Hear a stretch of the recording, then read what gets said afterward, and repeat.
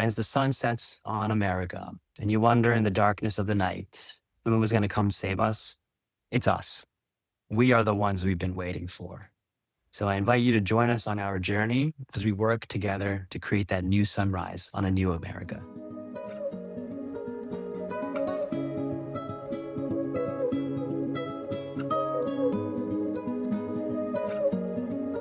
All right, folks, we're back. This is the Foolish Optimist podcast. I'm your host, Amy McDonald. If you're not following us wherever you follow your pods, please go ahead and do that. That's a really big help for us. If you're feeling magnanimous, you can also rate and review us. Today, our guest is our very first guest from the great state of Virginia. Salaam Bhatti is running for House of Representatives, District 1 in Virginia. He's a public interest lawyer. He previously led the SNAP unit at the Food Research and Action Center, where he fought to secure food access for millions of low-income families. His own upbringing, born to immigrant parents and raised on WIC, free school meals, public libraries, and service with his mom delivering Meals on Wheels, underpins his commitment to making government work for the people. Among his achievements while at the Virginia Poverty Law Center is expanding SNAP for over 25,000 families in Virginia with a unanimous vote from Republicans and Democrats, developing a nationwide SNAP and WIC screening tool used by millions, expanding free school meals for tens of thousands of Virginians, strengthening TANF cash assistance by historical levels twice. He lives in Henrico with his wife, 2 sons, and a fishing pole he swears he'll use one day. You can follow him at Salaam Bhatti VA pretty much everywhere, or check out his website at salamforvirginia.com. And we'll put all of that in the show notes. Salaam, thank you so much. Thanks for being here. Thanks for having us. I swear, that fishing pole, man, I'm going to use it one day. You're like, I see it. I'm looking at it. I will get it done. I will get a fish one day. It's on the vision board. I just got to have, one day we'll have time. I know. I was about to say fishing and campaigning. I mean, maybe there's a fishing club. You can get in and talk to a couple of people and get the fish all at once. You know what? That's it. I was a field organizer. So that's how And I'm like, that's where my head goes. But we start this podcast the same way every single time. I'd love to hear why you're running in 2026 specifically. Because I'm a foolish optimist, Amy. That's why. You're cheating. Why are you actually why are you actually running in 2026? We're running into the fire. And this is because I'm a child of immigrants. We grew up low income. My father's a working class guy. My mom was a stay-at-home mom. And we were low income. We needed WIC and free school meals to get by. I learned English by watching PBS shows like Mr. Rogers' Neighborhood and Sesame Street, which is why sometimes I just randomly say, "Me want cookie." I just learned everything I know from. Sorry, I just saw the PBS trend. It was like, what were you like in the 90s? I don't know if you've seen that online. And I was like, moved to tears because I was like, oh, these are the shows that raised us. This is it. Yeah. It's very millennial coded. I'm sorry. I went to public school. I went to my public library 2 blocks away, like all the time, to read all the books that I couldn't afford to buy. I went to, my dad would take me to his job sites and we'd listen to NPR shows like Car Talk. It was a great show. Like, don't drive like my brother. I went to law school and I got to serve veterans through the Veterans Clinic. And I saw just like the poor state of the Veterans Administration firsthand. And then I got into public interest law. I started working at the Virginia Poverty Law Center, entered the legal aid universe, and got on a public service loan forgiveness track. Now, Amy, all of these programs I mentioned are all being cruelly and maliciously cut and gutted by Republicans, including Representative Rob Whitman, who I'm running against. And these are programs that have impacted positively hundreds of millions of Americans. And they're being cut to give tax cuts to the wealthiest people in human history and to privatize industries. It's ridiculous. It's awful. What do you mean? They're cutting them for trickle down economics. Come on. Oh yeah. Still to this day, 50 years later. Yeah. Don't pee on my leg and tell me it's raining. The programs that made me who I am are being disappeared, and I just couldn't sit by and watch it happen. So with that personal experience coupled with the professional experience that you mentioned when I was at the law center, I know how we can actually get to the root of the problem. So many administrations have always just tried healing symptoms. Yeah. It doesn't work. It's the Gordian knot of our time. Like poverty is the Gordian knot of our time. It's man-made, it's not natural. And the silver lining is that we can solve it. But we need leaders who are not beholden to our donor class to be elected and to go to those poverty busting measures, which is why our three policy priorities are Medicare for all, taxing the billionaires, and campaign finance reform. These Yeah. are the three root causes of so much horrific things happening in America. And it's time we stood up. I think that's really great. I mean, I think your story exemplifies exactly what I like to call investments in American people, right? Every program you've mentioned, SNAP, WIC, that's an investment into a family or a kid like you or a kid like me or, anyone, right? And I But find also, it, and also the rate of the return on investment is phenomenal. it's Like, amazing. It's illegal yes, in every other industry. I mean, truly, when you think about it, right? How much money we're putting into it. But that's the same thing with USAID, right? Like it was very small budget and huge return on investment. And they made this like massive deal of it. And you're like, well, not only are we helping people and saving lives, the amount of goodwill that USAID has given us over generations was just ripped out from under us overnight. But I think that's a mhm, big mentality shift that our generation is pushing, right? These are people older than us or on a different side of the spectrum are like, oh, this is a handout. And it's not. It's an investment. You ring. don't get Yep. a million lawyers like Salaam out of it. So, And also the economic investment, the economic impact it has on small businesses, yes. on the entire supply chain. A lot of people don't talk about that. Like for SNAP, for example, for every dollar we put into the program, the rate of the return is about up to $1.80 because it helps the grocery store you're using it hire the staff. It pays for the truck driver who's Yeah. transporting the food, pays the farmer who's growing the food. And it's just like the money stays in circulation, Yeah. which is what money should be doing. It shouldn't be hoarded in an offshore account. Money is a currency. It always needs to be current. Yeah. It's a very good point. I know. And it does feel like a lot of these things that we talk about, whether it is campaign finance reform or even I think about it in terms of housing a lot, right? Because when we're talking about these companies owning different homes and stuff like that, same thing is happening, right? The home is getting pulled out of the market. It's never going to re-enter the market. And it's exactly the same concept of what you just mentioned, where we just need to keep moving the money through the system. And yeah, it feels like that is actually the common thread of the three things you just said. So you mentioned Medicare for all. You're not the only person talking about this. I think every single person I've spoken Yeah. to on this podcast is talking about universal health care from some version of it. And maybe it's not Medicare for all immediately, but what do you think is like the very first step for transforming our healthcare system? Yeah. So the Affordable Care Act was a great step in the right direction. It did phenomenal things, especially the removal of pre-existing conditions and getting so many millions of people health care access that they needed. Now, the troubling thing that the health insurance industry is a for-profit enterprise. So that means they need to create value for their shareholders, which means the numbers change every single year. The numbers Yeah. increase every single year, right? Yeah. And so what does that mean for us as people within this Stockholm syndrome of health insurance? Prices increase every year for the monthly Hmm. premium. And then should the subsidies have stayed, then the subsidies would be increasing as well. Yeah. So not only is a health insurance company making money from us directly with our premiums increasing and with our employees paying more, but they're also making money from our taxes, which are funding the subsidies. Yeah.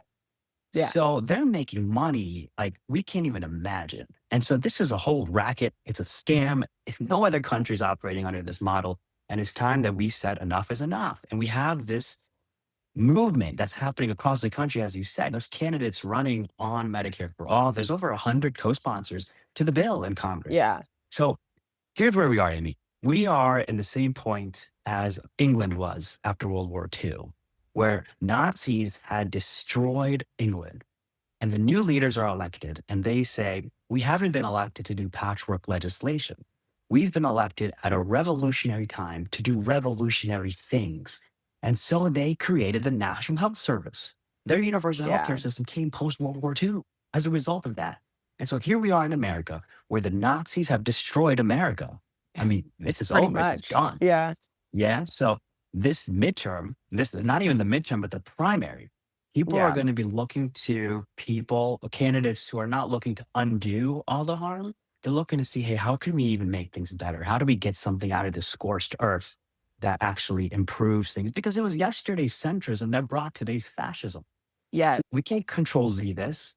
Oh my We got to gosh. go forward, and Medicare for all has to happen. And so what are the steps to it? We need comprehensive immigration reform so that we can bring in more doctors from overseas, because we don't have enough doctors and nurses as well to meet the current need. 2020 was a huge cause of that, where people left the medical industry. But we need a lot more doctors to meet the current demand. And then we need to open up more med schools and increase the enrollment as well. And then really also bring back the ability of getting student loans for these students, Yeah. if not making it more affordable, subsidizing, Yeah. figuring something out there so that we have enough doctors and nurses in 10 years. We'll be right back after a word from our sponsors. If you care about politics enough to listen to this podcast, you've probably felt the frustration of trying to navigate government. Who's your city council member? State, what district are you even in? It shouldn't be this hard. Luckily for us, there's Civic Politics, a free app that brings all your elected officials together in one place, from City Hall to Congress. No more hunting across dozens of outdated government websites. Just download Civic Politics on the App Store or Google Play Store and finally have your representatives in the palm of your hand. Follow at civic.app on TikTok or civic.politics on Instagram to be the first to know about the latest features. Hi, it's Amy here. If you want to support the Foolish Optimist podcast, the best thing you can do for us is follow the podcast wherever you're listening and share it to your friends and neighbors. But if you'd like to monetarily support, you can find me on Venmo at AMYMACCC. That would be a huge help as well. Thank you. I want to touch on something you said you were talking about. The status quo drives me insane. People are like, oh, I just want to go back to normal. And I'm like, normal? What do you mean? Like, people are freaking out because you and my generation, millennials, aren't having kids because we were 22 with 150 grand in debt. We had to make financial decisions because we entered adult life in the hole. There's nothing about the status quo in the United States that makes me excited, right? Like, the argument I always talk about is our policing system. Police are killing 2 to 3 people per day. That's been normal for a decade. You want to go back to that? I'm like, I don't. I have no. And that's just like one of the many millions of things. So I'm glad that you said the yesterday's centrism gave us today's fascism, because that's the truth. Merrick Garland is a centrist. Yeah. And he fumbled the biggest play of our lifetime. Brazil didn't. No. Brazil took care of Bolsonaro. Yeah. Isn't he in prison right now? Didn't he He's just in prison. go? Yeah. I love history. And I spent a couple months in Spain learning about the Spanish Civil War. And the coup d'etat that starts the Spanish Civil War is started by a man who tried to overthrow the government just a couple years before, but was pardoned. And I'm like, guys, they don't stop unless we make them stop. Yep. And that is literally every single time in history. If a fascist shows up, you have to stand up to them and you have to shut it down and you have to put them in prison. Otherwise, they'll keep doing it until they get Bolsonaro'd and put in prison. So, so you said it's all tied together. That's the other thing, right? Because you already mentioned reform for healthcare requires more medical students, which requires student loan reform. Like, it is all tied together, and I just don't think a lot of people see it just based off of the design of our media structure. The point is to kind of keep everything separate so they can say, like, hey, if we actually do give billionaires tax breaks, it's going to help X, Y, and Z, which it never does. So do you want to talk a little bit about your primary? Virginia is in this really weird space right now where we're going through redistricting. Yes. And so the last day to vote is April 21. Okay. So in our current district, we have about 8 or 9 people running. In total, we've had probably 14 people in the race, and quite a number have dropped out.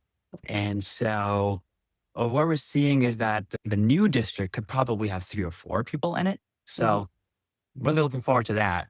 But really, I'm distinguished amongst all of them as actually having done work that benefited tens of thousands of Virginians and millions of Americans. So I've done more for the people than all the other candidates combined. And people are finding out about that. And they're like, yeah, you're the nerd we need in Congress. And that's what we're voting for. And I'm not doing this for a career. Yeah. My dream, Amy, is I want to have a food truck. And I can't have a food truck if I don't have health And insurance. oh God. So I need to pass Medicare for all so I can make sure my wife and kids are taken care of health-wise, so I can run with this dream. And that's the thing, like Medicare for all would be the biggest economic boom this country's ever seen Yeah. because you won't be tied to a 9 to 5 just to be able to get healthcare. You can actually pursue your dreams. Well, and that's one of those, again, this is what I spend my days doing, is trying to get people to recognize that, again, it's not a handout, it's an investment in the American people. It's an investment in the American economy. Like you said, you could do your food truck. We would get better art, better music. We would have more small businesses because people can take risks. That's Yeah. the thing. Right now, we're in a system where nobody can take a risk. And when we could take risks, when people could do that, people took really big swings and like amazing things came out of the United States, whether that was business related or culture related or the next food truck that takes over every single street corner in the world. I'm not anyone world domination for my food truck. I want enough to help my family and visit state parks and national parks. Oh, that's cool. Just want to enjoy God's green earth. That's it. And that's the norm. Nobody wants to become a multimillionaire. Yeah. You know, more money, more problems. We don't want problems. All right. Exactly. it's No, like, we let's all are go just for like, we just want like enough. Like we'd like to, Yeah. we want enough. Yeah, I don't have to think about it when the bills come out. That's about it. That'd be cool. People are normal. That's awesome. I love this dream for you. What would you sell in your food truck? So my wife's from Chicago. Okay. And, you know, Chicago's known as Chi-Town. Yeah. So we would be selling like Indian chai. It'd be called Chai Town, right? Yeah. Like that. And we'd have like Indian, Pakistani, like snacks, like samosas, pakoras, that kind of thing. Like maybe some Indian, Pakistani sweets as well. And my son, my 6-year-old, he's all about it. He's, you have this and I'll have an ice cream truck and we can just go around everywhere. And I'm like, I love this for us. This is great. You're like, we're going to get there. By the time he can like legally work and create his own LLC, you'll be done with your 2 terms in Congress and then call it a day. Get that Medicare for all passed and you guys will be on your way. My 6-year-old, he always asks me, what do you want to be when you grow up? Oh, that's so cute. You're like, you I'm know like this, food a truck. food truck owner. We've talked, we Yeah. have a plan. What do you mean? What do I want to be? Yep. I got it. I actually really love Yeah. that. And this is another theme that I see is that most people don't want to go to DC forever. And you also have young kids, right? Luckily, you live in Mhm. Virginia, so it's not super far away. But like for these Right. people who are traveling 6 hours to DC, there was a moment in time in my 20s where I was like, people weren't retiring, and this is on both sides of the aisle. And I was like, so you hate your family? Yeah. I was like, you don't like your grandchildren? Because like, my mom's obsessed with her grandchildren. She has just straight up told me, she's like, I love being your mom. Being a grandma's better. Sorry, Yeah. it's just awesome. And so I'm specifically thinking about the like Dianne Feinsteins of the world, and I'm like, you just didn't want to hang out with them. You didn't want to be around your grandkids. So Like most of your children's life, you will know them as adults. yeah, And so this time when they're this age, you know, is so precious. And it's a sacrifice play that we're doing here because it's like, we've got the experience, we've got the expertise. We got to go in and do it. You know, one time I was leaving the house with my 6-year-old and I was texting and he got really frustrated. He says, you're always on your phone. You're always on the computer. You know, I put it away in gentle parenting. Yeah. I said very calmly, I said, you know, I'm running for Congress to make a better Right. world for you. And so he Right. kind of like calms down and he thinks about it. And he asks, and for everyone else too? And I'm like, yeah, Yes. for everyone else too. So he thinks about it some more and we're heading out to the car. And he looks at me, he goes, so you're kind of like Spider-Man. You're like, yeah, I'm a little bit. So we gotta see this through. With Yeah. great power comes great responsibility. I'm so excited. I do think millennials are primed for this moment. I also think Gen Z is as well. I think we've all lived a very different life than the majority of people who are in Congress right now with the average age. And so, I mean, Yeah. and also like, I was looking at your representative.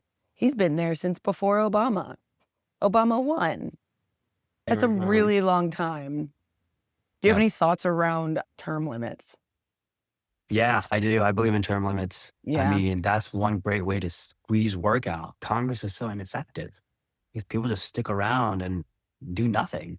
But Yeah. if you're coded, you can't be here longer than 3, 4, whatever the amount is going to be. Then you're like, all right, I have to achieve something. I have to be able to, I need a legacy. Right. So let's actually get stuff done. And really, growing up, you saw like the same person in Congress for decades. And what is that telling society? It means, oh, out of the 800,000 people in your district, there's only one Highlander? Yeah. No, Of course not. there's so many more capable people. Yeah. We should have a good turn happening. This isn't something that people should be doing for life. It's not designed to be something done for life. Campaigning is very hard. It's very stressful. It costs a lot of money. Yes. And so it's not something designed to do forever. Do it for a little bit, make the change, and then get back to your world. Well, and that's moving into your campaign finance reform. I think this is like one of the biggest bipartisan issues that I see, aside from healthcare, right? Everybody, we don't hear the phrase Medicare for all a lot on one side of the spectrum, but everybody is talking about the fact that healthcare is just not working and everybody wants something different and better. But I think I hear about campaign finance and money in politics a ton. Yeah. So maybe what is your ideas around that and your like steps to break it? We have to break out of this. People are just frozen kind of in time. And that's why they've been there for 19 years or whatever it is, because they just keep getting that money. Yep. And it's corporate money, it's APAC money. It's just a constant train of money. So from people with big pockets. And actually, let me addendum that. Not people, because corporations are not people. Let's unlike be what clear. Citizens United wants us to tell, right? Yes. Yeah. Or as Obama would say, oh, let me be clear. Citizens United, bad idea. And so here's the thing. Here's the nerd, right? The nerd part is that we have a lot of chatter about ending Citizens United.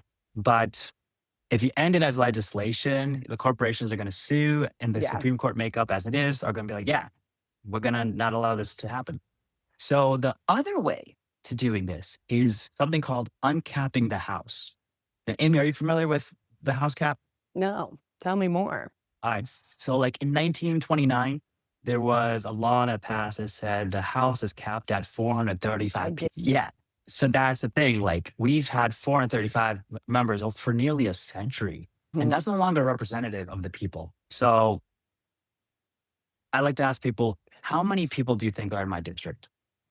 It's like 700,000 to 900,000, depending on what state you're in. Yeah. Like a long time ago, it used to be 30,000.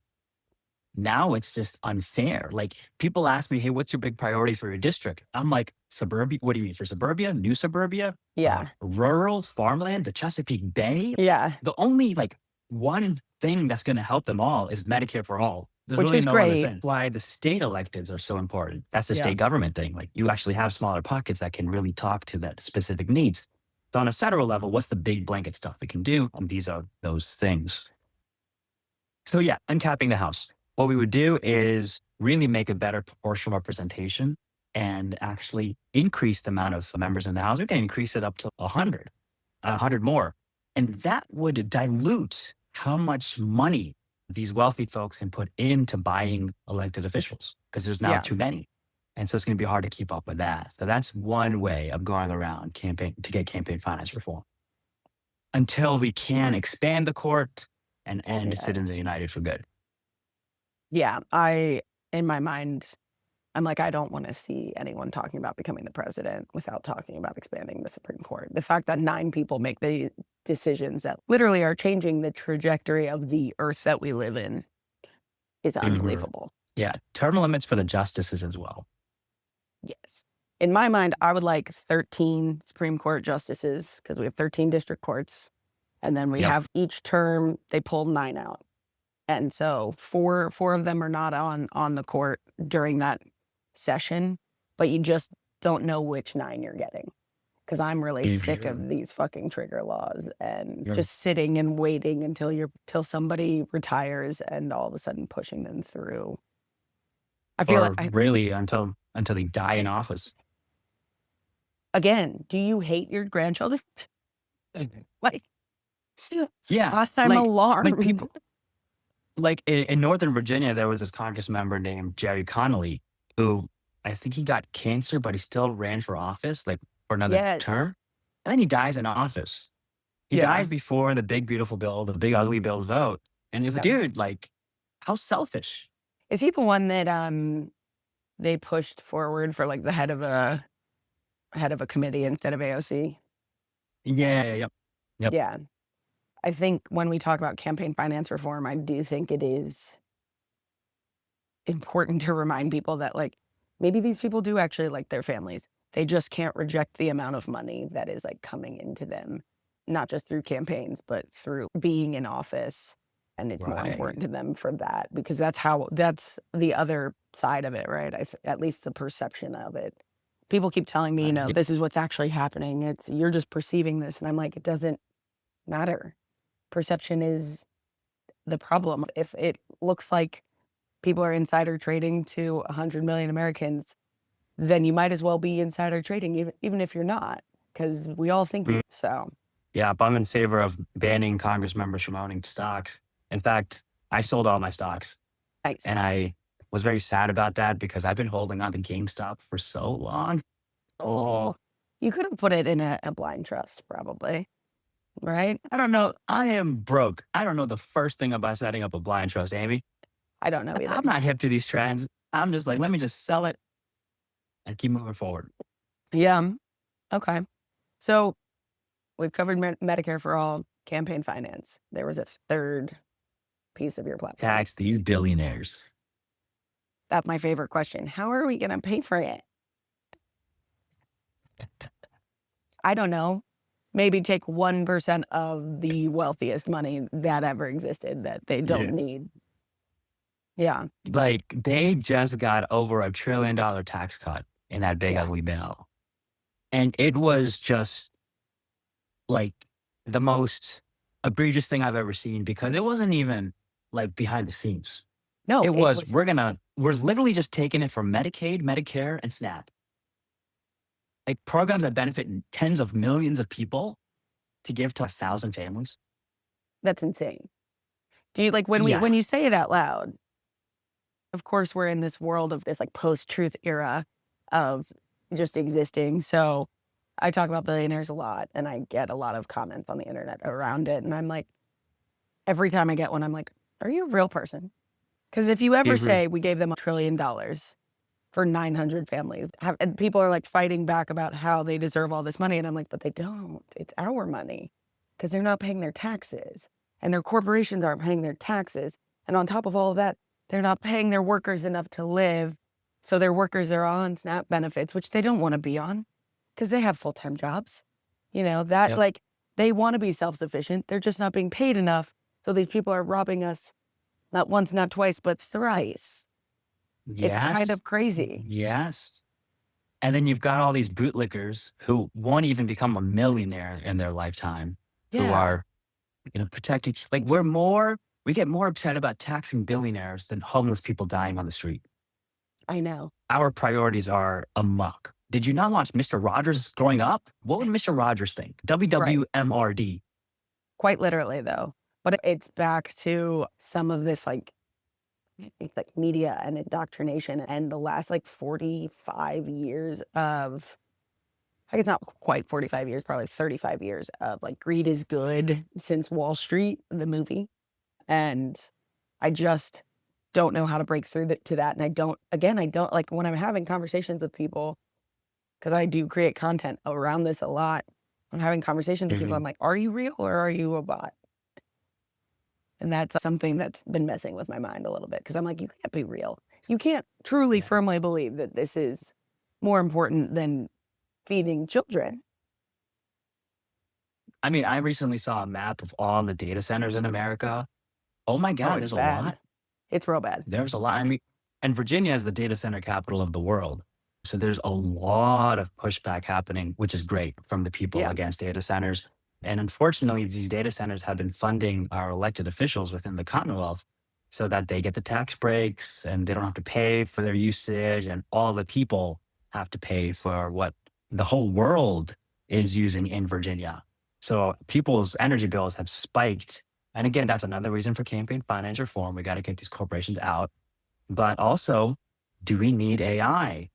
I was told that we need data centers in populated areas so that the latency or the lag between the data center and the autonomous cars, the self-driving cars, is as minimal as possible.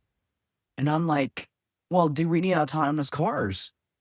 Just Yeah. get more public transit, get more mass transit. If you're saying that we need to build a data center that's going to take 2 million gallons of water a day, and it's going to pollute our air with not just noise, but also literally the diesel generators running constantly, this is a no-brainer. We don't need this. I used to work for a company that helped build data centers, and that's why I'm now a podcaster, because I had a little bit of a mental breakdown and lost my marbles. But first of all, with the Virginia data center thing, I'm like, there's so many there. It's on the eastern seaboard. In my mind, maybe I've just watched too many movies, because I do love like a really shitty action movie. But I'm like, isn't that just like a target at some point? That's a national security risk. Yeah. It is. So Yeah. when you're putting data centers right next to suburbia, Yeah. that's a Right. big, massive target.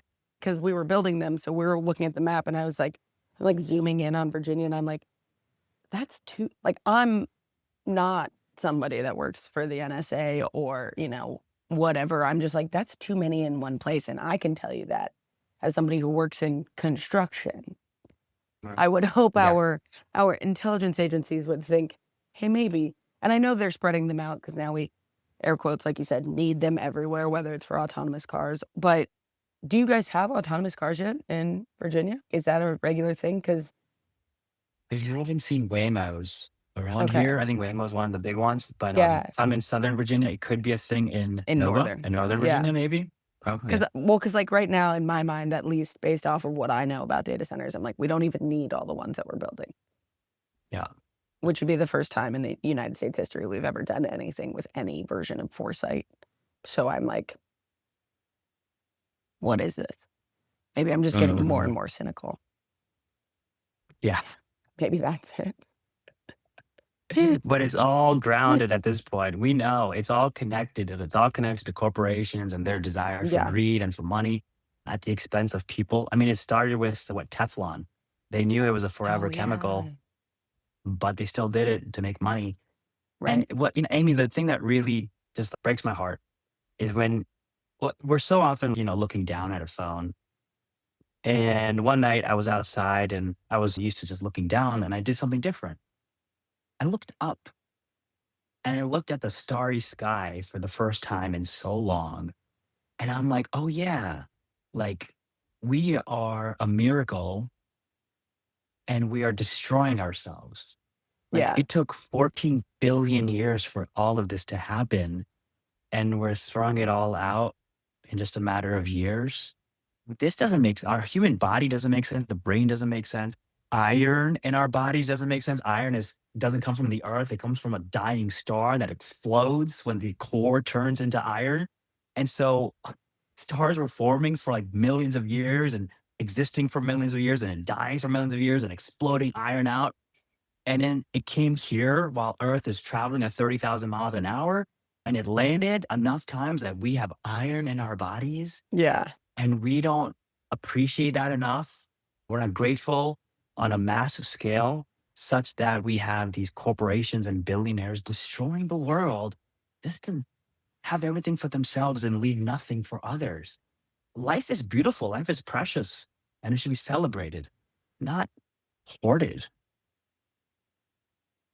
I agree with you 100%. It's like very painful when we look around. I had a very dark day yesterday. I read the New York Times article about Cesar Chavez, and I just was like, oh, okay, so we just destroy everything. Like human beings, the common theme is we just leave like a wake of destruction. whether that's individual people or communities or the earth itself. And I was very angry. But it does feel that way sometimes, right? It feels we are not picking up how lucky we are and just how grateful we should be. Yeah. I was doing canvassing yesterday and I saw a bumper sticker at one of the cars and it said, "Billionaires are the only minority destroying the world." Like, heck yeah. We do seem to be really worried about the wrong group of people. It's always the wrong group of people. You know, in the 80s and 90s, it was the gay people. They're the problem. And now it's trans people, or it's your Black and brown neighbors, the people who are newer. No, that's not the problem. There is. And now we're the demonization of the other. Well, that's very It's just fascism. carte blanche. Yeah. It's just everybody. And it's also raised to a level where, in the past it was, minorities and people of color. Now it's other white people as well. So when we saw ICE and DHS kill Freddie and Good, those are white people. Yeah. But because that segment of liberal white people has been demonized as monsters and evil, then MAGA people are fine with it, even though it's, their own white people. Yeah. So definitely a very concerning time. And I was at an immigration attorney's seminar recently, and she was telling us that she'd visited an ICE facility and she saw that, they had a whole section with the label for US citizens in an ICE detention facility. And so she's like, they are targeting US citizens. Yeah. That is part of their MO. And so this is an incredibly concerning time. And the way that Republicans were able to get Project 2025 through with such lightning speed was the biggest masterful four-dimensional chess move I've ever seen. If I was a Republican, if I was a fascist, I would be thrilled. I would be ecstatic over this. It was a masterful move. The Democrats weren't ready for it. And the Democrats still are not showing the leadership needed to fight back and push forward. So that's a big problem. And that's why there's so much people who are upset with Hakeem Jeffries and Chuck Schumer. They keep wanting to control Z this. Yeah. And not understand that we really need a whole new thing. Chuck Schumer is my senator, right? I pay my taxes in New York. And if I see one more tweet from that man, he's like, hey, use your voices. Make sure your voices are heard. And I'm like, you're in charge. You're my guy. What do you mean? I did. Yeah. Do something. We'll be right back after a word from our sponsors. Government information shouldn't require a scavenger hunt. Luckily for us, Civic Politics is a free app that shows you all of your elected officials, city, state, federal, all in one place. Download it now on the App Store or in Google Play Store and have the information you need in the palm of your hand. Hi, it's Amy here. If you want to support the Foolish Optimist podcast, the best thing you can do for us is follow the podcast wherever you're listening and share it to your friends and neighbors. But if you'd like to monetarily support, you can find me on Venmo at AMYMACCC. That would be a huge help as well. Thank you. Here's one of the things about elected officials. They're surrounded by a people as like this unit. It's a bubble, right? Yeah. And it's all people who are like, oh, you're God's gift to mankind. And so oftentimes the criticisms we have for these folks never reaches them. Yeah. So if you ever have an opportunity to go to a town hall or something where you can meet these folks, you gotta let them know how you feel. They are a public servant. Don't throw punches or anything. Just be like, hey, man, you should retire or you're not doing your job right. This is what we actually need. And if enough people are doing that so that they don't discount it as a one-off or an exception, then hopefully they can move the ball somewhere. Yeah. And people get upset when you tell them to do stuff like that because they're just like, oh, it doesn't matter. And I'm like, yeah, but if you go and you bring 5 friends, or if you make a phone call and you get 5 of your friends to make a phone call and you tell each of your 5 friends to make a phone call, 5 phone calls is not a lot. But if you get up to that 100 or 150 because of one person asking 5 people and like spreading out like that, they're going to take notice. So you have to get involved. And I think that's something that we've been missing for a long time because, again, partly because of this campaign finance issue where people have been in power for so long that people were just like, oh, it doesn't matter. And unfortunately, it doesn't until we get the money out. We've got studies on studies showing how little the American public's wishes actually matter. Amen. Yep. Because But all of the things we want impact the donor class. yeah, And you look at how ineffective this Congress is, but that big, beautiful bill went through at lightning speed. Trump was inaugurated in January, and that bill was signed by July. I know. And That's how it's fast the a donor class gets their 1,000-page. stuff done. Yeah. Yeah. It's oh, what was I going to say? Oh, you were talking about Project 2025. So I've gone through every single one of the Heritage Foundation's mandates for leadership. Project 2025 is actually oddly similar, not in content, but similar in length to the first one that they ever made, which they gave to both Ronald Reagan and Jimmy Carter. And Jimmy Carter was like, no thanks, don't like it, obviously, because bless him. But Ronald Reagan got a 2,000-page mandate for leadership. But the name of the book was very different, right? It was like, the conservative promise, conservative government in America or something like that. And then this one is, of course, like how to make America conservative.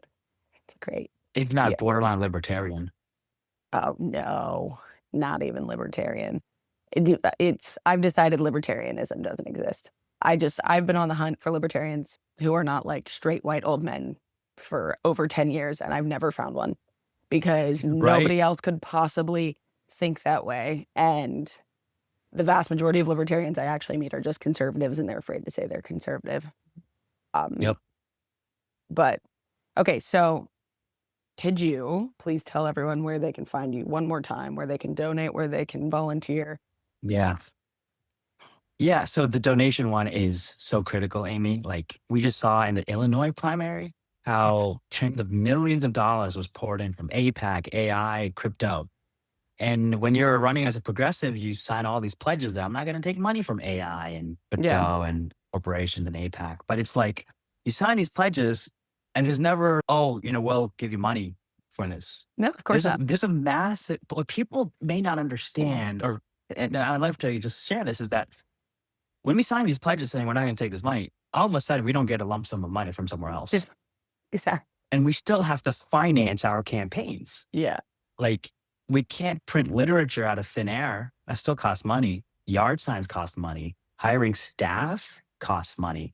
Buying the data costs money. If you've ever gone canvassing and you have that minivan app on your phone, it costs $7,000. Getting your name on the ballot costs $3,400 here in Virginia. It costs money. So if you want your progressive candidate to have a chance, you got to donate your time, your talent, your treasure. And what I've been recommending, encouraging people to do is, listen, I'm not asking for you to do $3,500, which is the maximum. If you can do $3,500, great. But if you can do $25, $100 a month, set it up as a monthly contribution. Yeah. Act Blue lets you do that. Set up as a monthly, and that'll help us get to August, the primary.